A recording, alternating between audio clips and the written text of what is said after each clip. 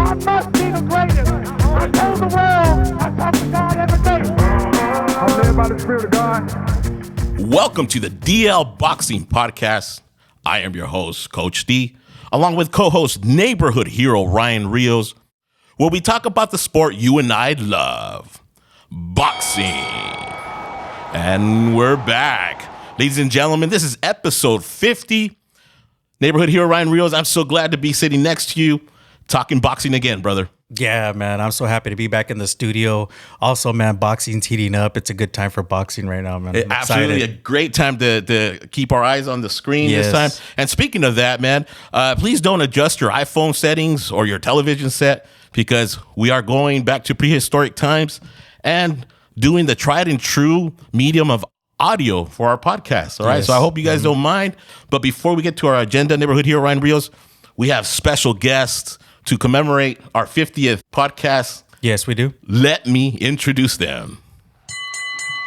Coming to us out of the Zoom corner, hailing from Cali all the way to Australia.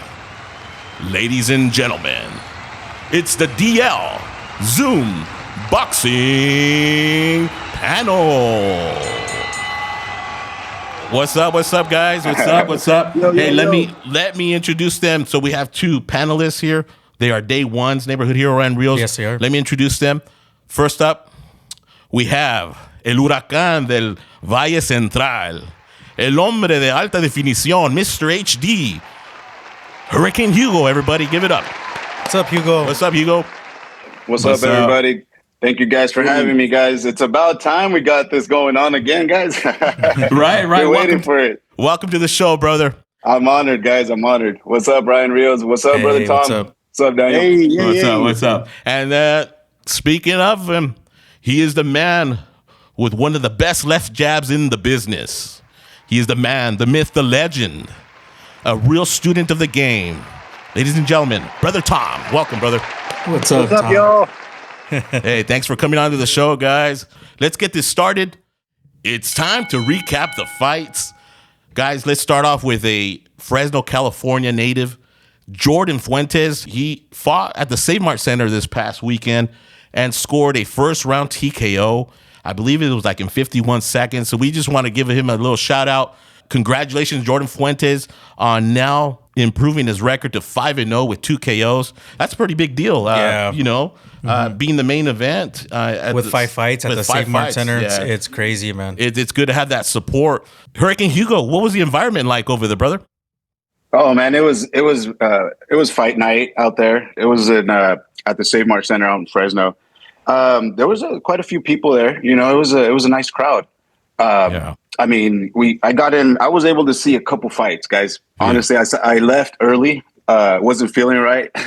That's for a different episode. We'll talk about it later. But I left early and I missed the fight actually. But I think if I would have waited, I might have seen that first round TKO right there. Yeah, but he's I've been hearing about him a lot lately, and he's a good fighter. You know, he's tough. He's out of, I believe, what is it, Sanger? I think he's in Sanger, right? Fresno, California, yeah. Well, I think originally he's Sanger, but he's fighting out of Fresno. You could be right, but yeah. Yeah, so, but yeah, I know he's an up-and-coming kid. I expect to see a lot of good things for him in the future. I expect to see him more, man. Yeah. Absolutely, and it's good that he has the support of the Central Valley, man. And yeah, it can only go up from here, right, guys? So congratulations, Jordan Fuentes. Good job, actually, Jordan. in fact, we had him on the show. I think episode 14. Really nice young man. So what division is he in? He is. He's the lighter weights. I don't even know, man. He's the same division as Steven Navarro. They fought for the Olympic trials, and he ended up beating Kid Dynamite. Yeah, I want to say flyweight. Yeah, it could be. Yeah, 126. Okay. Yeah, but keep your eye on him. He's with Golden Boy right now. Yeah, Golden Boy fighter. Okay. Correct. Yeah. Oh, we love Oscar. Yeah. We love Oscar. Clap back Thursdays. Yeah, we love that. We love it for sure. All right, guys, let's turn our attention to the fights that happened actually last Friday. Big women's card on Netflix. And that was the third match between Katie Taylor and Amanda Serrano. Katie Taylor gets the unanimous decision over 10 rounds and now is 3-0 over Serrano. Neighborhood hero Ryan Rios, not exactly like the first two played out, right? Yeah, not at all, man. And I don't think Serrano.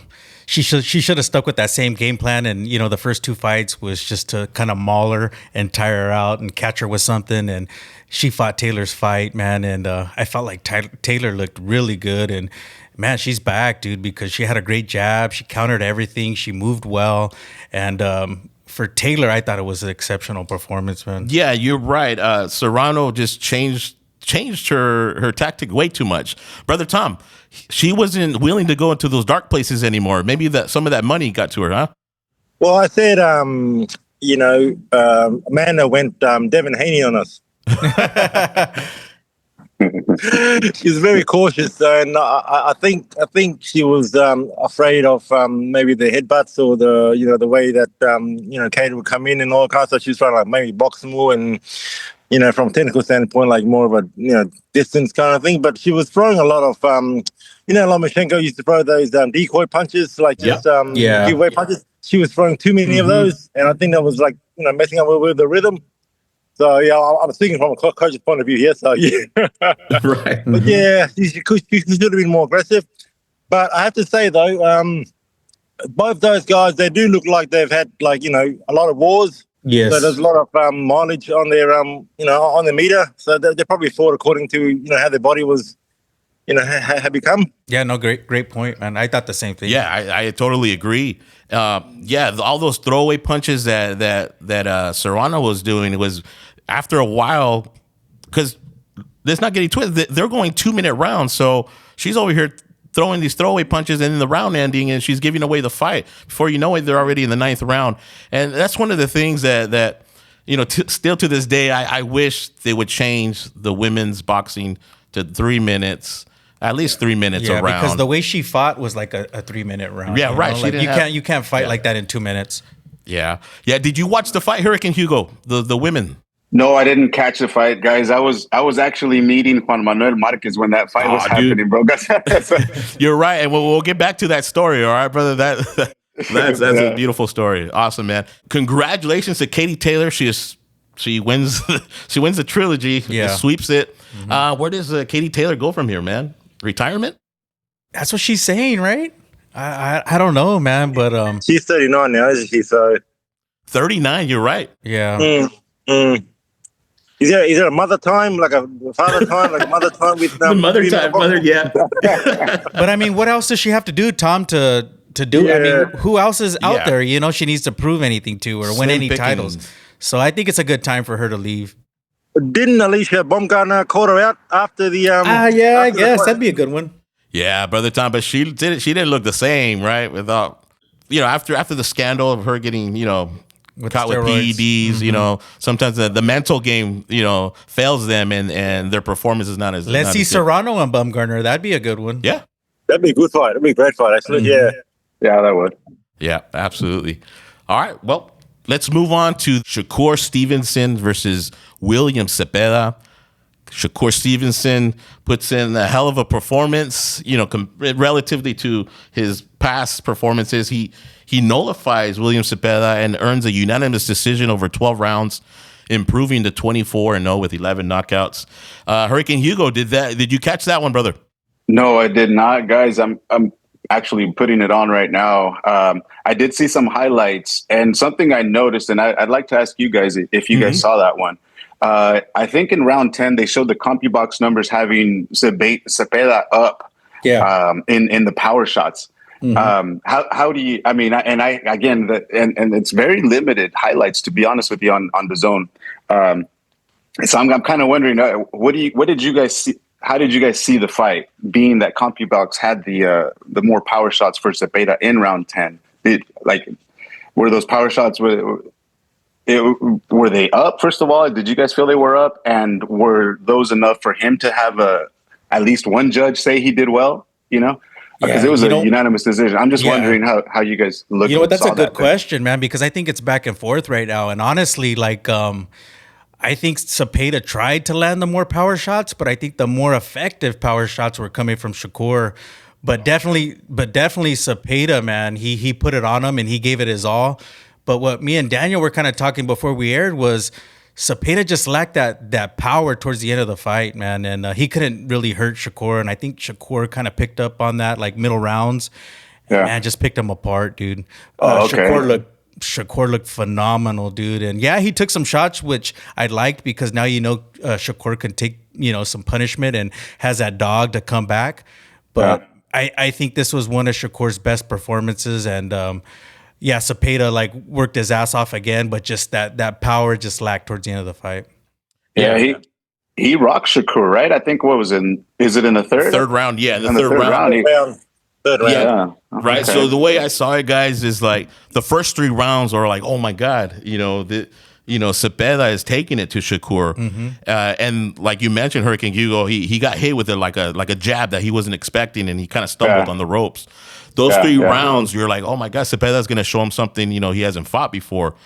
But like a true great fighter, bro, he figures him out after the third round, the start of the fourth, he starts doing that shoulder roll. Yeah. And Zepeda just knows one way to fight, right? He's a buzzsaw. He's throwing punches and punches. But bro, they were coming up so short. It was crazy. Shakur was just picking him apart from the outside, from making a miss. Brother Tom, is that how you saw the fight? Yeah, I did notice Shakur, he didn't throw as many punches as Zepeda, but he was landing a lot more, like in terms of percentage-wise. So I was looking at his stats, and they're very Floyd-like in terms of like just high percentage and quality over quantity. And he was just picking his shots. But he needs Shakur does need someone like that to make him fight his best, or someone that like come at him and just make him bring out all these defensive nuances and so forth. If Shakur was to fight another like a counter puncher like a Tszyu, I don't know if it would be a good fight. So because they'll be posturing a lot of the times. It'd be a good fight would be like a Shakur and a Pitbull. Yeah, okay. I was actually just thinking that myself right now, dude. Because Zepeda stood in front of him. That's why I just saw the first round. It's going into the second round. The first round, he was walking him. I see Shakur on his back foot. Zepeda's moving him forward. But when he's up in his mug, I don't see a flurry of punches. I see 2-3 stops, 2-3 stops. I'd like to see about 4 or 5. Right. When he's up in that mug right there, boom, boom, boom, boom, boom, and I think you would see that from a pit bull. Yeah, and no, well said, Hurricane Hugo. But we got to give it to Stevenson after 3 rounds. The 4th round on, he figured it out. He made Zepeda ineffective, and it was impressive to where people are excited again about Shakur Stevenson. Him fighting other fights now, and he needed that. Brother Tom, I was going to ask you. There was someone on social media that declared Shakur Stevenson the greatest defensive fighter of all time. What was up with that, man? Oh yes. Oh, this morning I had my spit in my coffee. It was Nico Ali Walsh. Oh, it was Nico. What? On X, and he said that. And I'm like, he obviously doesn't know who Nicolino Loche or Puna Whitaker or Floyd. And I even mentioned his granddad was a probably better defensive fighter than Shakur. Right. So all these fighters come up with all these casual comments. They should be banned. Right. Yeah. Brother Tom putting them in their place, man. Yeah. So where does He's a great fighter. Oh, sorry. He's a great defensive fighter. But let's not get ahead of ourselves. He's got a long way to go. Yep, long way to go. Yeah. I did see the Ariel Helwani show, and Connor Ben was actually in the studio with Ariel, and Shakur came out, and they were talking about that fight at 147. And I'm like, yeah, that sounds about right. Why not? What do you guys think about that matchup? That'd be a great fight. If it happens, I don't think Connor can make 147, just to be perfectly honest. I think it was just like trying to hype each other up. Yeah. But Connor does have that kind of go forward, aggressive kind of style that will bring out, Shakur's defensive skills and so forth. So it would be a good fight, puncher and a boxer. Right. I agree.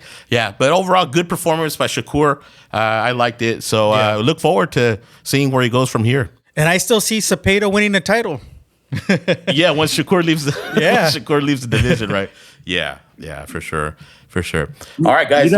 just to change, I think Zepeda versus Mateus would be a hell of a war. Yeah. Ooh, that'd my be a good God. one. Yeah. Yeah, that'd be a great fight. Be a great fight. All right, guys. Well, let's talk about the main event, and that was none other than Hamzah Sheeraz versus Edgar Berlanga. The pre-fight shenanigans, man. This is an example when trash talk goes terribly wrong. Edgar Berlanga really, not conducting himself very professionally beforehand. Yeah, just stuff that you don't like to see, right? Neighborhood here, Ryan Reels? Yeah, I definitely don't like to see that, man. And honestly, I want to see what these two guys have to say because I'll piggyback off of them, but I want to see what they have to say about this one. Right. Brother Tom, let's go with you, man. How'd you see that fight? Yeah, Ed needs to learn more boxing skills. No, I don't think anyone's taught him how to clinch because he got in trouble a lot of times and where he could have just nullified the attack of Sheeraz and just hold him and just lower the thing down. But he likes to go out on his shield, and he paid a price because his skill set wasn't up to standard.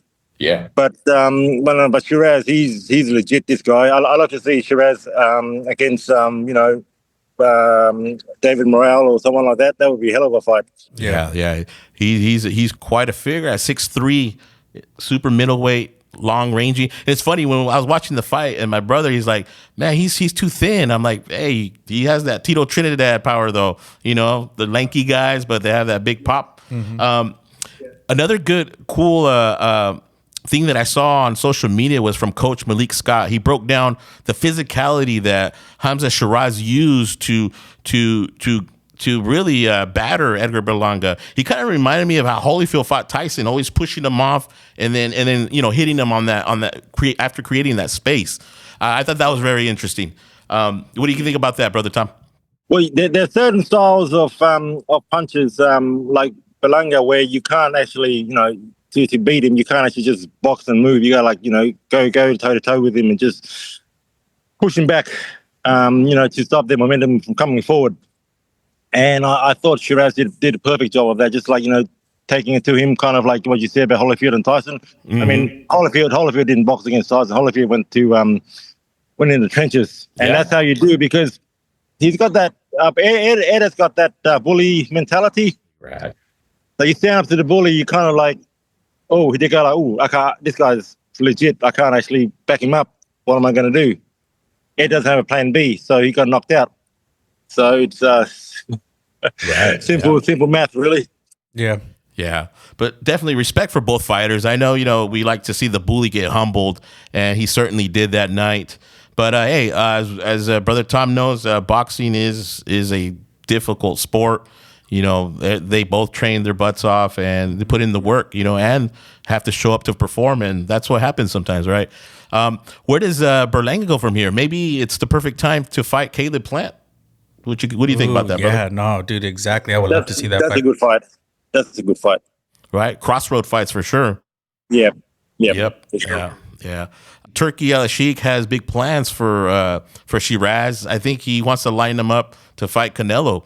Hurricane Hugo, Sheeraz versus Canelo. Can Sheeraz pose a threat to Canelo? Oh, man.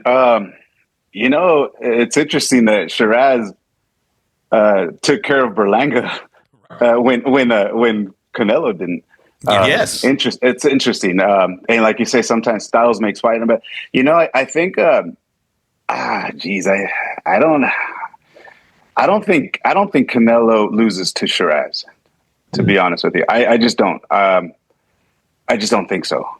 I think it's a different. I think Canelo's a different opponent than a Berlanga. Definitely, yeah. Definitely. You know what I mean? And I think though the Sheeraz's mindset is what helped him win this fight. I mean, he went in there with nothing. With nothing to lose. Basically, I'm taking this motherfucker out. Basically, yeah. It just seems like he has that attitude, like he's not going to get pushed around.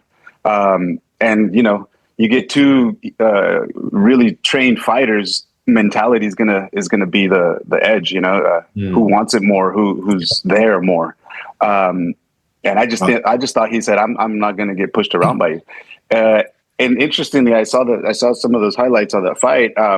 They have a little exchange with about a minute left in the first round, where they both exchange a left hook from the exchange at the end, they trade a left hook. Sheeraz lands, and it gives Berlanga kind of a funny little step.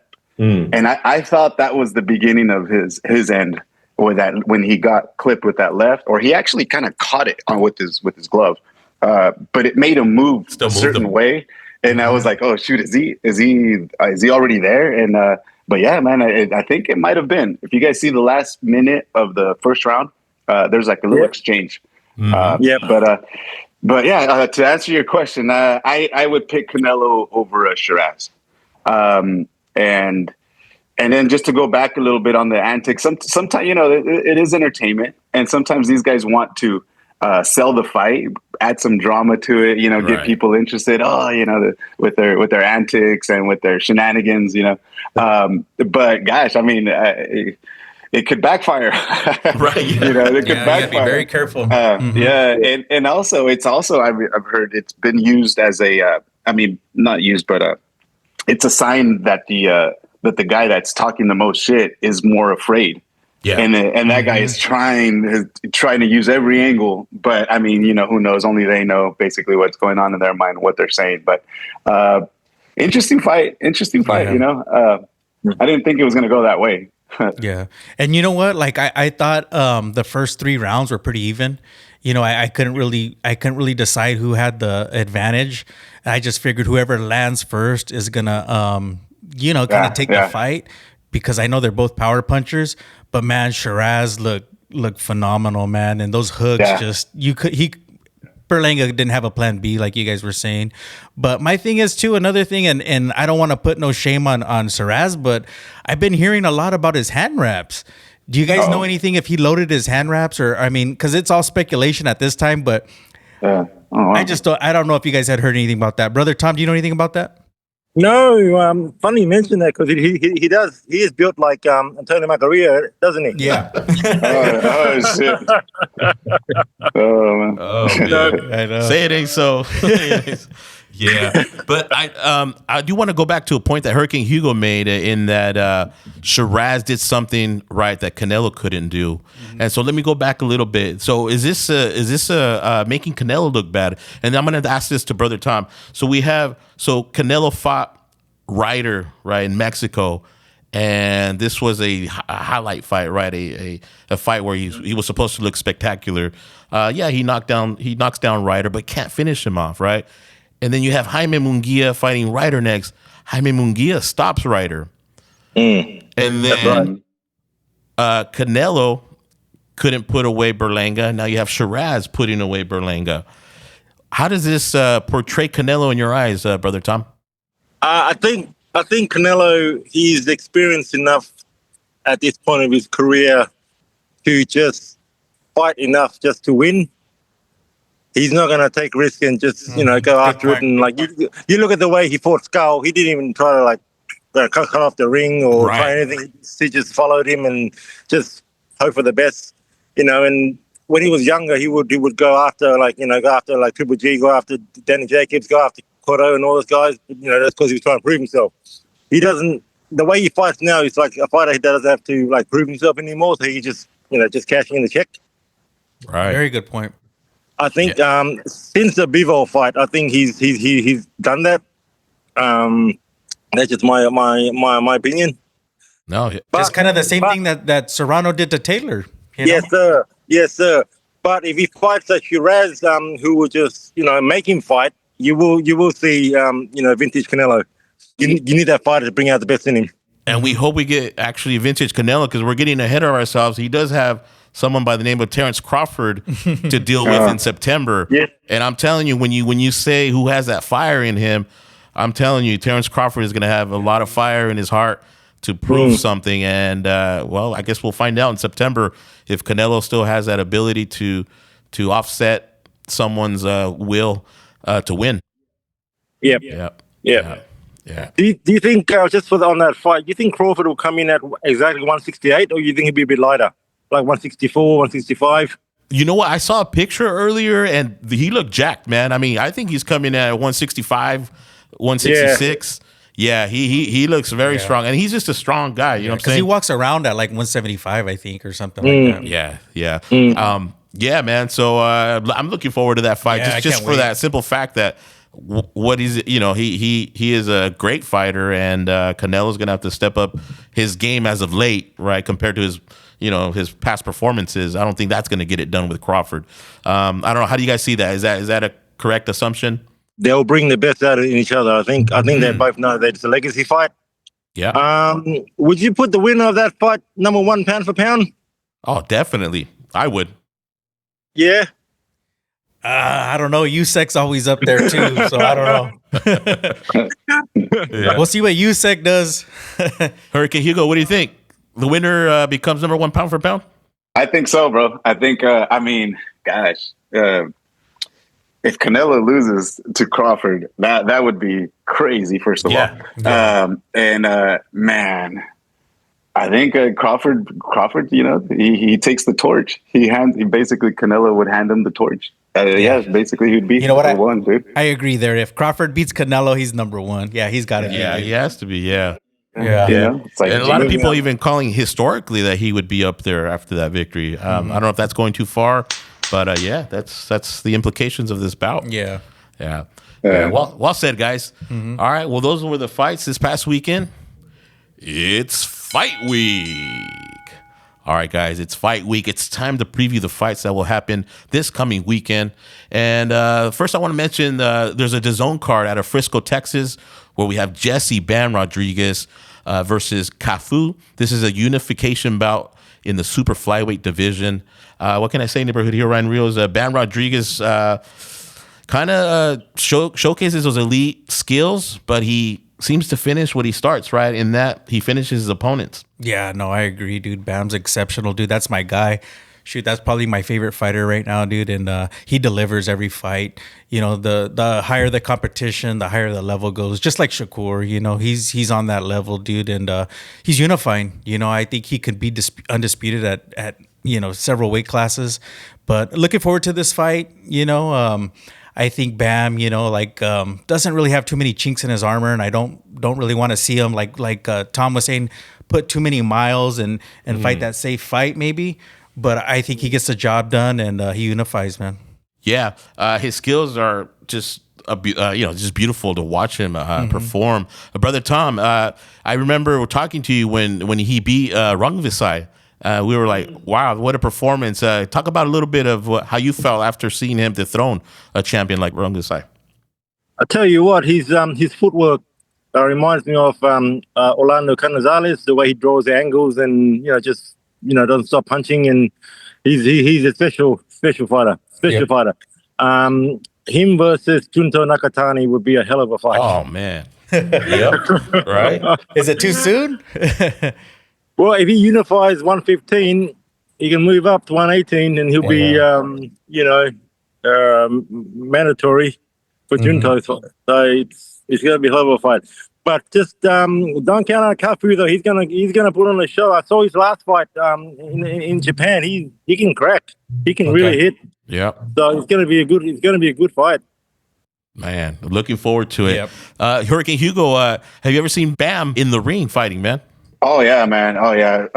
First thing I noticed about Bam was his footwork. Like Brother Tom mentioned right now, he has nice footwork. He catches angles. That he does that little side shift like Tyson used to do. He's not doing the peekaboo style, but that shift is opens up some nice hooks for him, man. It's real nice watching it. Because it's all it's about timing and staying calm, staying poised in that pocket, and he shows that as well. That's another thing that I noticed about him. He stays real calm when he delivers his punches. You could tell there's some weight behind those punches. Nice, crisp, balanced fighter. I really like him, man. He's really good. He's really good. He's gonna go far. He's gonna go really far. Nice kid out of Texas. So. I want to see this fight and see how he does against that Cafu fella, Cafu, right? yeah, I don't know much about Cafu. Yeah, me either, bro. Yeah. But I like that. I like Bam Rodriguez, man. I'm a fan of his, and I expect a lot from him in the future, I think. Well said, brother. Absolutely. Don't miss that fight. Bam versus Cafu on DAZN. Also that day, neighborhood hero Ryan Rios, we have the rematch for the undisputed heavyweight championship of the world. This fight will be at the Wembley Stadium in London. And I'm talking about none other than Oleksandr Usyk against Daniel Dubois. This is their rematch in which Usyk stopped Dubois in their first fight. But there was a little bit of a controversy in that first fight in that the low blow that Daniel delivered to Usyk, some say it should have been legal. What do you say about all that? Yeah, I think it was a legal shot, but it was a lucky shot. You know what I mean? And I think Usyk, man, he learns from that. And Dubois just, in my eyes, kind of gives up, middle fight. You know what I mean? And Usyk has that dog in him. And I think Dubois, if he doesn't go to the body and stay consistent to that body, he doesn't have a chance, dude. And I think Usyk just picks him apart and maybe even stops him. Who knows? But I think Usyk takes us the rematch. You said a good point there in that Daniel Dubois has shown to kind of lose focus and kind of just give up, because that first fight he stayed down off a jab, and he kind of reminded me of like how Ryan Garcia just looked at the referee against Tank, but except Daniel Dubois got hit with a jab. It wasn't even a body punch or anything. He just looked at the referee, count to 9, and he tried to get up at 10, I think, but it was over, right? He gave up. He is on the win streak, though. He's beaten the likes of Jarrell Miller, Hrgovic, his last fight against Anthony Joshua. Mm-hmm. So, the consensus here is that he's a better fighter now. How much of that do you believe, Brother Tom? He's a better fighter, but Usyk just got levels, brother. He can just keep adjusting. Like you saw in the two Tyson Fury fights where whenever Fury would like up his game, Usyk would not only match it, but he'll raise the stakes. Right. So he just felt like plan A, plan B, plan C, plan D, and he never stopped coming at you. He just keeps punching and keep adjusting. And the way he punches, the body, head, body, he just switches. He's like heavyweight Lomachenko. Yeah. He comes at you from different angles and just doesn't stop, and that wears you down. Like you just can't handle that kind of pressure. Dubois quit in his last fight against Usyk, so I think you might get something like that the same. Right. What is your take on that low blow? My take was that when you look at the replay, you see half the glove is on the waistband, and the other half is on the pant leg. So I'm saying that's low. If it was the other way around, to where half of the glove was on the lower torso, the skin part, and half on the belt, then yeah, that would have been should have been legal. That's my take. What do you think? Well, it was low, but it wasn't that low. So it didn't hit. It didn't incapacitate him with the groin shot, but it did hit him, below the navel. So props to Usyk for a bit of gamesmanship, just to extend the rest break a little bit. Yeah, exactly. Right. Hurricane Hugo, I'm going to put you on the spot here, bro. This is kind of a difficult one. All right, talk to me. If Daniel Dubois is to pull this off, what does he need to do, bro? Oh my goodness. I'll just start by saying pull off a miracle against Usyk. Right. He'd have to have divine intervention there. Not give up, not take it easy in the middle rounds, and not mentally. Really, a lot of this is mental. Yeah, don't check out, right? Yeah, don't check out. The referee's not there to save you. You got to go do it. Gosh, it's gonna take the mental fortitude for him to win, man. I think it's just what it comes down to. Now, as far as skills wise, Usyk has that Russian style that he's on his toes. A lot of movement, straight shots, nice shots, looping shots. He's had nice head movement. Oh man, a lot of feints. Yeah, a lot of feints. A lot of feints. It's like a snappy boxing little. It's kind of pesky. It's kind of annoying, I guess it could be if you're up against it. But maybe just bully him. Go and just take the fight to him. Take him off his rhythm as much as you can. Land body shots. Those are always good against somebody who moves around a lot. But yeah, I think a nice attack plan, but mental fortitude is what it's going to take for him to win. But I personally would bet on Usyk on this one. Right. Myself. Yeah. Yeah, I appreciate that, bro. I know I put you on the spot. No, it's all good. I don't see it happening either, man. Like Brother Tom and Neighborhood Hero said, his mental game, it can be broken, and Usyk will do it again. But I think it's going to be a little bit more interesting just because, like we said, Dubois is a little bit better. He may have a little bit more confidence, but until Usyk breaks that will, then we'll see the same outcome, in my opinion. Yeah, so don't miss Usyk Dubois, the rematch, July 19th. And also that same night, guys, we have another boxing card from the PBC. That is the pay-per-view out of Las Vegas at the MGM Grand. And we have Tszyu versus Sebastian Fundora. This is the rematch, guys.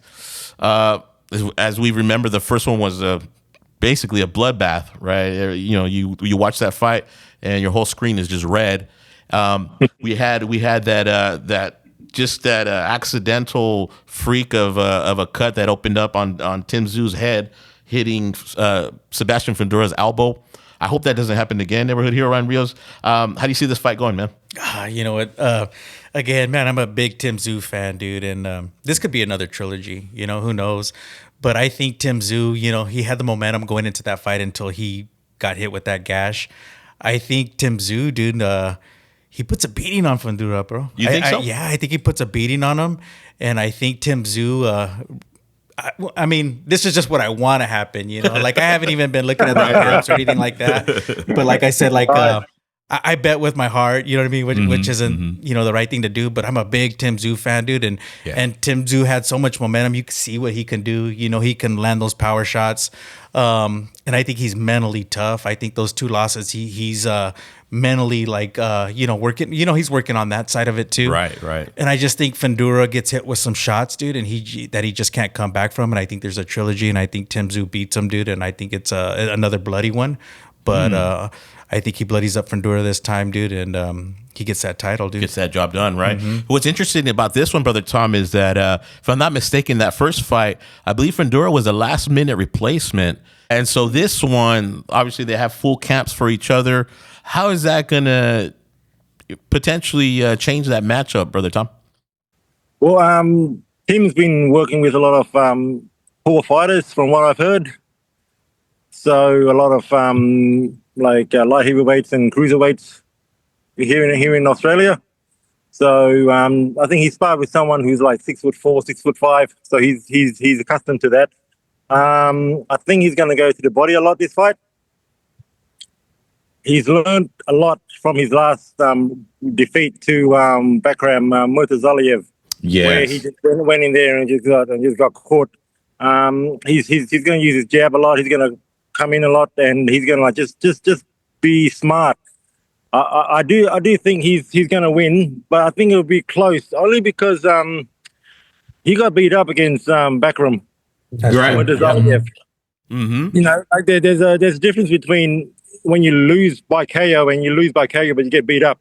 Well said. Yep. Tim got beat up in that fight. Just depends on how he goes after like getting that kind of that beating. You know, like mentally, you know, is he all there? Is he not? Like when the going gets tough, is he gonna like just resort back to his trading and just going hard out again? It's gonna be an interesting fight. It sure is.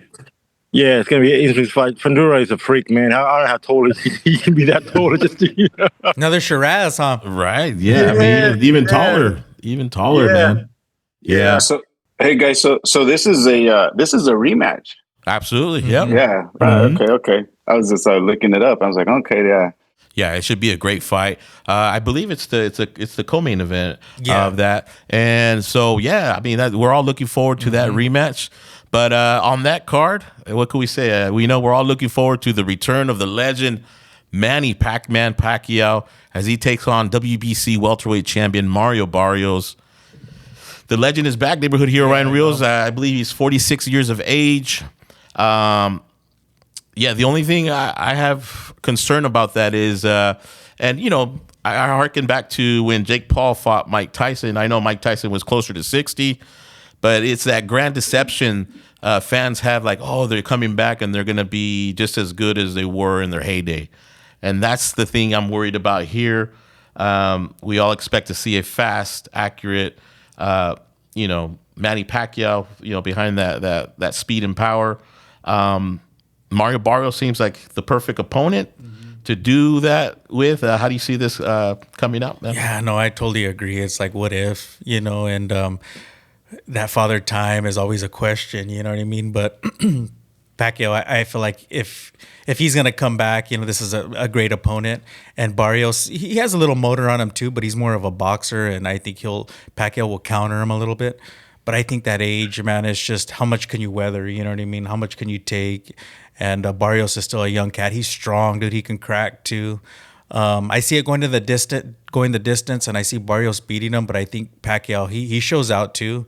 But my dream is that he beats Barrios, and then he fights Mayweather for the title. Oh man, that's like the best outcome, right, guys? Who wouldn't want that, right? Yeah. Well said, neighborhood here on Rio's brother Tom. We've talked about this. You still feel Pacquiao can return enough to his old self to be a fighter like Mario Barrios? Well, I mean, you've seen his training clips, and you've seen him training with his son, being faster than his son, and so forth. And we talked about like whether or not he's still has that punch resistance. Right. We don't know that until Barrios cracking one. He can go into his shell the way Mike did against Jake. Yeah. So it's going to be interesting to see how he does when when Barrios puts it on him. Is he going to like come back harder, or is he just going to wilt, being at 46 years of age? You'll see good Manny for like maybe the first 3 or 4 rounds. Mm-hmm. After that, you just don't know what Father Time's got in store for him. Well said. And I get reminded, like we said, that Jake Mike before the fight, Mike showed us some nice 5-10 second clips that really ingrained in our brains, like, oh, he has it, he still has it, right? And then what do we get? We get his bare butt on screen and him almost tripping as he's going to the ring. Yeah, so it was just a sad sight to see. I hate to see that to happen to Pacquiao, but again, he's not as old as Mike was. So, and of course, Pacquiao trains. It looks like he's training like he always has. A lot of fighters joining him, on his jogs, which is kind of cool. He's the people's champ, right? Female was training with him. It was, yep. Yeah, that was amazing to see. One of they sparred. Who knows, right? I think they were in the wild card gym, right, Brother Tom? Yep. Hurricane Hugo, what is your take on an older Manny coming back to challenge Barrios? Oh man, I'm 47 and I feel like I'm 35, bro. I could just imagine how Manny Pacquiao feels at this age, and the guy he's fighting with, he's 30 years old. He's 6 foot, 70-inch reach, I believe. So he's got a task in front of him. He's got a younger guy, a taller guy, longer reach. It's gonna come down to Manny. I don't know what the take is, to be honest with you. Right? No, is he gonna be fast enough to get in and out the way Manny fights? Is he gonna change his approach to things? Obviously, he has to have slowed down some. Right. But clips are clips. When you're training. But when punches are coming at you, that's a whole different story. When you're getting hit. So it's going to be an interesting fight to watch. I'm going to watch it. I'm going to root for the old man, for Pacquiao myself. And it should be good. It's going to be interesting, I think, to see how it unfolds, Yeah. I don't have a winner yet. I can't say for sure Pacquiao will win. I can't say for sure Barrios will win either. No, I hear you, bro. I think it's safe to say that we all hoping that Manny can pull it off, right? And but like you said, we're realists, and knowing that Barrios, the younger man and the champion, like Brother Tom said, after 3-4 rounds, Manny could slow down enough to where Barrios starts landing some hurtful punches and maybe even the ref stepping in to stop it. Is there any other take on that? That's how I see it, man. But again, like, it's hard to say, dude. Until you see him in that ring and see what Manny's up against, I guess. And I feel like I haven't completely decided that if Manny is over the hill. I guess I just got to see him. I think this fight will be the determining factor whether he's over the hill or not. You know what I mean? Right. It should be good. But if he wins that WBC title, does he defend it, Or what do you guys think? Good question. Who'd come up? Unification versus Rolly. Yeah. Hey, hey, I like Rolly, man. I wouldn't mind that fight. See, there's matchmaker Brother Tom again. There you go. That'd be a war. Yeah. All right, guys. Yep. So don't miss these fights, July 19th. And it should be a dandy. Yeah, looking forward to it. All right, guys. Well, we're down to our last segment in which we are happy to have the DL Zoom boxing panel here with Brother Tom and Hurricane Hugo. This is the question and answer section here, guys. And the first question I want to ask both of you guys is, what is it that draws you to the sport of boxing, man? What's a little background on why you guys follow boxing? Brother, you go first. Who, me? Yeah, you go first. Oh, okay. Oh, wow. Well, all right. So the first time I really took an interest in boxing was watching the Rocky movies, guys. They came out on TV. I watched them. I actually recorded some on a VHS. I was editing out the commercials, sitting there, pause, watched the whole movie. That's what really intrigued me. That movie intrigued me into boxing. And then as a kid, and as I got older, I didn't watch a whole lot of boxing up until probably 2005 again. I started picking it up again. But I mean, as far as the sport itself, I mean, I've done a little bit of practice, drilled and studied boxing. I've done a little bit of sparring. But for me, it's the science, the movement, the geometry, everything that's involved in boxing is intriguing to me. And everything is done in just split second. Everything is done in timing. It's the discipline involved. When you're done with a good, solid practice, you feel really good about yourself. I mean, the adrenaline and I think that for me, that's probably why I like to practice boxing a lot, workouts and whatnot, is the adrenaline that's involved. For me, that's it. Feeling like I'm going to get hit, but I got to use my defense and sometimes, hit back. Well, not sometimes, but a lot of times.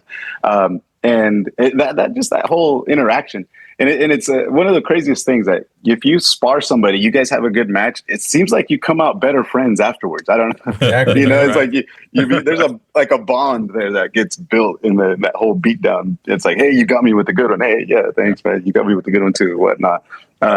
It's crazy. It's a trip. It's beautiful. It's like a beautiful, chaotic thing. Not normal. Right. But yeah, that's boxing. Yeah, well said, brother. How about you, Brother Tom? Yeah, for me, my father, my whole family used to watch boxing and so forth. Growing up in Thailand, we had a couple of world champions, and we used to gather around and just follow and watch it and so forth. And my dad had a boxing bag in the garage, so I would try that out. And I was like 7 or 8 years old, and but the first time that I really fell in love with it was there's a documentary on Muhammad Ali from 1970, and it's called AKA Cassius Clay. You might have seen it. There's the one where he talks a lot with Castamato. Oh, okay. I've seen it. Is it black and white one? Yeah. No, black and white. But yeah, it was made in 1970, and the first 2 minutes of that intro was just him dancing around Cleveland Williams, just to this jazz pop music, and it was just beautiful. And from that moment on, I wanted to be a boxer. I wanted this in my life, and so I took up boxing, and I only just retired last year. So nice. Wow, yeah, man. yeah. It's adrenaline rush. It's the highs and lows. It's all these emotions that you go through when you're in the ring. The days before, the weeks before we're actually training, coming to the fight, anxiety, the nerves, and so forth, and you hate it at the time, but after the fight, you kind of like, man, I missed that. I want that again. Hey, Brother Tom, I got a question. If you don't mind, Brother Tom. Yeah. Yeah. So when you're before your fights, the time leading up to the fights, I'm sure you get nervous. You start maybe you just a lot of questions, maybe a lot of self questions. How do you stay centered mentally? How do you what are your tricks, or what are your go-to thoughts? To control yourself, to center yourself. I go back to the basics. I got to move, I got to jab, I have to defend. I can't worry about what my opponent is doing. I have to worry about what I'm going to do, and I accept that I'm going to get nervous, I'm going to get anxious, and that's okay. That's how I do it. It doesn't get any better the more experience you do, because every fight like brings his own kind of anxiety. Yeah, but you just got to work through it, man. I hate going through it, but at the same time, you love it. So you just gotta go through it, and you know that afterwards you'll appreciate yourself for it, rather than if you didn't go through it. So that's the pain that you pick your pain, pick your which one you want to go through, the pain of not fighting or the pain of fighting. So yeah. Great answer, Tom. Great answer, dude. I tell this to all my amateurs that I coach. I said, you know what? Even the great ones have fear. Yeah. You just gotta work through it. Yeah, those are intriguing answers, guys. Beautiful. I guess we have to answer too, Neighborhood Hero and Reels. For me, boxing was really the only sport I was, I could say, good at. You know what I'm saying? It really gave me a sense of identity. And just to make a long story short, it allowed me to make bullies my friends very quickly. You know what I'm saying? So I thank boxing for that. And man, still to this day, I love the sport. I love the thrill of it. Just how Hurricane Hugo and Brother Tom mentioned, all the intricacies of the sport.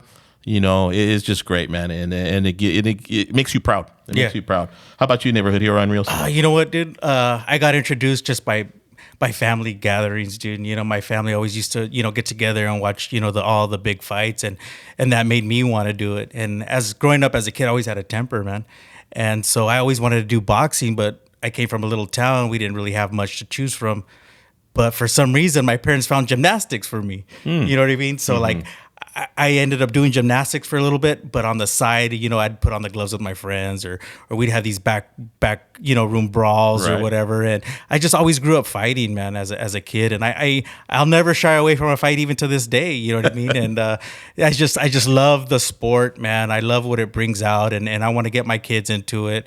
But yeah, it was just, it all started with just family gatherings, backyard barbecues, and that never stopped, man. Yeah. Awesome, Neighborhood Hero on Reels. One more question for our panel here, guys. I want to ask you guys, what's a boxing story that you're proud of, that's really been ingrained in your memory? And I want to start with Hurricane Hugo, because I think something recently happened with you, right, brother? Yeah, man. I've actually, I can say I've met two Hall of Fame boxers, two of my favorites, Eric Morales. That was back in 2016 at the Save Mart Center. Wow. I had a chance to shake his hand, take a picture with him. I just thanked them for all the great fights. I was like, what do they call that? Starstruck. I was starstruck. Yeah, man. I was like, I was more nervous than what I am now, right now, actually. But yeah, I met him back in 2016, and this last Friday, I ended up shaking hands with Juan Manuel Marquez.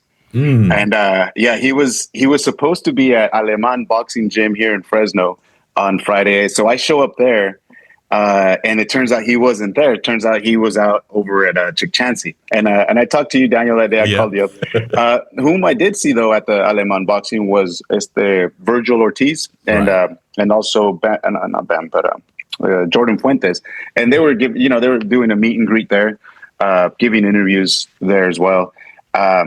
But yeah, so I when I left there, I was going back home, and then I called you, Daniel. I was like, you know what, he wasn't there, and I'm like, I don't know, I'm just gonna go home, I think. And then I think you mentioned to me, you're like, dude, just go out there, bro, just go. And then that just you saying that, just I wanted to go at that point, So I went out there, and I was thinking, what do I take this guy? I wanted to take him something, and I had just gone to a watermelon field that day for work. in which they gave me some watermelons from that field. They're like, "Hey, you want to take some?" I was like, "Sure." So I took a whole bunch, about 8 of them or so, little watermelons.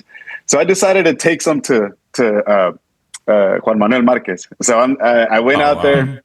I show up. There's not very many people, which I was a little bit surprised. I stood in line. The first time when I met him, because I met him twice, they told me he wasn't signing any more autographs, and I went and just shook his hand, met him. And while we were taking a picture, I told him, I was like, "Hey, I got some watermelons in my truck. I go, if you want some, I can bring them for you." And he was like, "Oh, yeah. He goes, I'll let me just talk to these people and we'll go out to your truck." And I was like, "Okay, we'll go out to my truck." I didn't think that was, I was like, I don't know. I think he's just saying that. But anyhow, so I went to my truck, got a bag of watermelons, came back, stood in line again. And when it was my turn again, I raised the bag of watermelons. I go, "Here you go, got your watermelons." And he's looking at it like, "Oh, you actually did bring watermelons." But he gave them to his, like maybe his manager, somebody that was there with him. Like, "Hey, this guy bought us some watermelons." So that was pretty cool. He received them. He signed a glove for me. I told him, in my opinion, you're the last true Mexican warrior from Mexico. We'll have that conversation another time, but that's just my opinion. Right. But he's like, "No, man, thank you very much for saying that." He was a really nice guy. It was a treat meeting that dude, man. He was pretty cool. He was there interacting with kids. They got some kids. He had a kid shadow boxing there. It was a real cool thing to be able to meet that guy, And when at the end, when I shook his hand, we did a fist bump. And all I could think about was that that's the fist that took out Pacquiao right there, Wow, that fist right there, I'm punching it. That's amazing, brother. What a story, man. I was so happy, man, when you told me that, dude, that was, that's something that you'll never forget, man. That's awesome. Yeah, man. Yeah, that was cool, man. Brother Tom, any fond memories boxing has brought? I've got a couple, but I'll keep it short because I could go on forever.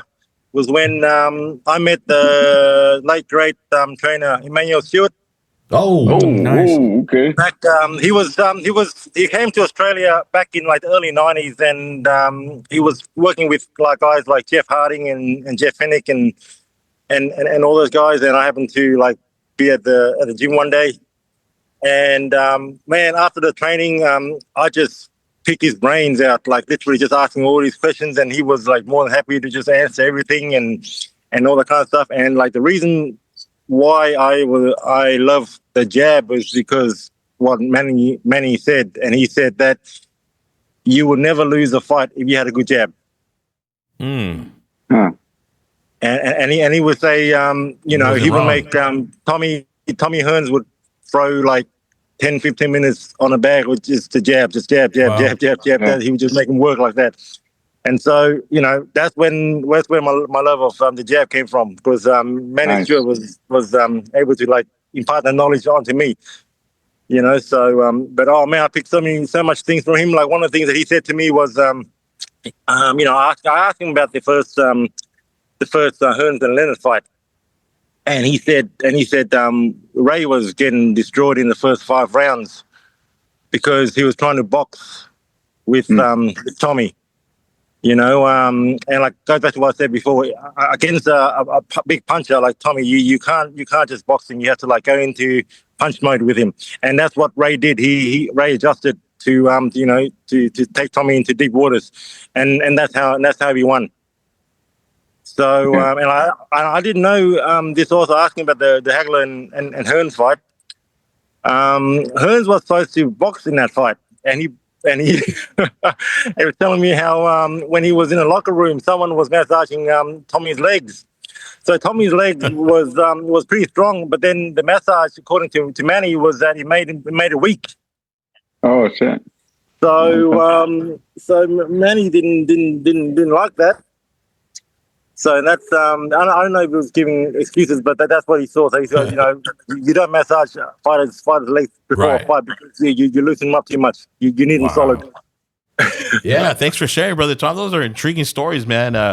Boxing is a sport that it's a metaphor for life, right? As they say. Brothers, I just want to thank you guys again for joining us today, man. You guys are true day one brothers and in boxing. For me and Neighborhood Hero, man, we are truly grateful that you guys were on here with us to celebrate our 50th episode. With that said, I want to conclude the podcast, guys. I just want to, thank God for his blessings for me and my family, for our friendships here, to have us together. And, I just want to encourage everybody to stay prayed up.